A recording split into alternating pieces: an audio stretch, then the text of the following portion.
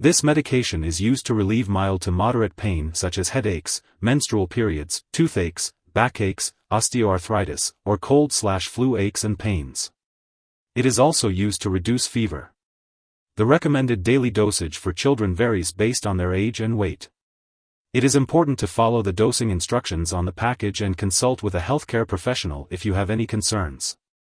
It is best to take this medication as soon as the first signs of pain or fever appear.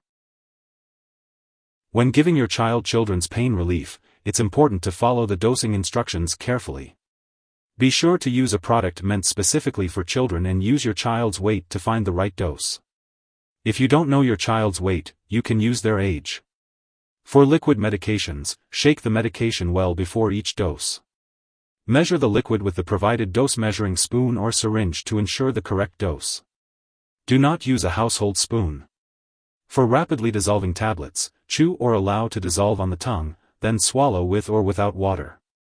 For chewable tablets, chew thoroughly before swallowing. It's important to take pain medications as soon as the first signs of pain occur, as they work best when used early. Do not take this medication for fever for more than 3 days unless directed by your doctor, and for pain, do not take it for more than 5 days in children unless directed by your doctor. If your child has a sore throat with high fever, headache, or nausea/vomiting, consult the doctor promptly. And always tell your doctor if your child's condition lasts or gets worse, or if they develop new symptoms. If you think your child may have a serious medical problem, get medical help right away. If your child's doctor has prescribed children's pain relief, it's because they believe that the benefits of the medication outweigh any potential risks of side effects. Most people who use this medication do not experience any serious side effects. However, if you notice any unusual effects or symptoms, it's important to contact your doctor or pharmacist right away. While it's rare, a serious allergic reaction to this medication can occur.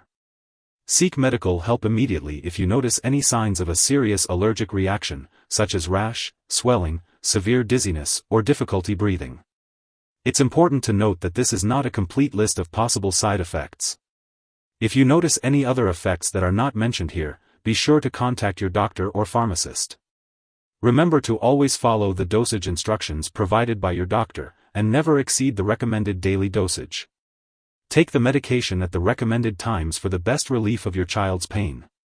If you have any concerns or questions about the medication, don't hesitate to reach out to your healthcare provider for guidance.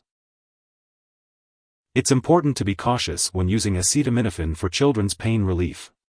Taking too much can cause serious liver disease, and adults should not take more than 4,000 milligrams, 4 grams, a day.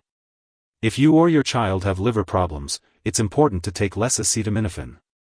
Check the labels on all your medicines to see if they contain acetaminophen, and ask your pharmacist if you are unsure. Also, be careful not to combine acetaminophen with any other drugs containing acetaminophen without consulting your doctor or pharmacist first. If you take too much acetaminophen, seek medical help immediately, even if you feel okay. Symptoms of overdose may include nausea, vomiting, loss of appetite, sweating, stomach/abdominal pain, extreme tiredness, yellowing eyes/skin, and dark urine.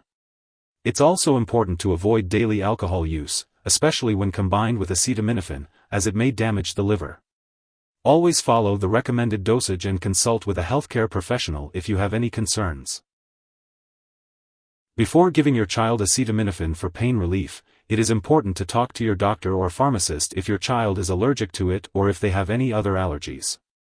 This medication may contain ingredients that can cause allergic reactions or other problems, so it's important to get more details from your pharmacist. You should also inform your doctor or pharmacist about your child's medical history, especially if they have liver disease or if they regularly use or abuse alcohol. Some forms of acetaminophen, like liquid products, chewable tablets, or dissolving/effervescent tablets and powders, may contain sugar or aspartame. If your child has diabetes, phenylketonuria, PKU, or any other condition that requires them to limit or avoid these substances in their diet, it's important to use these products with caution. Make sure to ask your doctor or pharmacist about using these products safely if your child has any of these conditions. If your child is pregnant, it's important to consult a doctor before using this medication. Additionally, if you are breastfeeding, it's important to consult your doctor before giving acetaminophen to your child, as it can pass into breast milk. Now, let's talk about the potential interactions of children's pain relief with other medications. It's important to be aware that drug interactions can affect how the medications work and increase the risk of serious side effects. You should keep a list of all the products you use, including prescription and non-prescription drugs, as well as herbal products, and share it with your doctor and pharmacist. It's crucial not to start, stop, or change the dosage of any medicines without your doctor's approval. Some products that may interact with children's pain relief are ketoconazole and levoketoconazole. It's important to be cautious when taking these medications together. Additionally, it's important to note that children's pain relief may interfere with certain lab tests, which could potentially lead to false test results. It's essential for lab personnel and all your doctors to be aware that you are using this medication. Always communicate openly with your healthcare providers about the medications you are taking. If your child has taken too much children's pain relief and has severe symptoms like passing out or difficulty breathing, call 911 immediately. Otherwise, contact a poison control center. U.S. residents can reach their local poison control center at 1-800-222-1222. Canadian residents can call a provincial poison control center. Signs of an overdose may include nausea, vomiting, loss of appetite, sweating, stomach/abdominal pain, extreme tiredness, yellowing eyes/skin, and dark urine. Acetaminophen is a pain reliever and fever reducer that is safe for children to use. It does not cause stomach and intestinal ulcers like other pain relievers, but it also does not reduce swelling. It's important to consult with your doctor to determine the right medication for your child. Always follow the recommended dosage and talk to your doctor about the best timing for giving acetaminophen to your child. If your child is taking this medication regularly and misses a dose, give it to them as soon as you remember.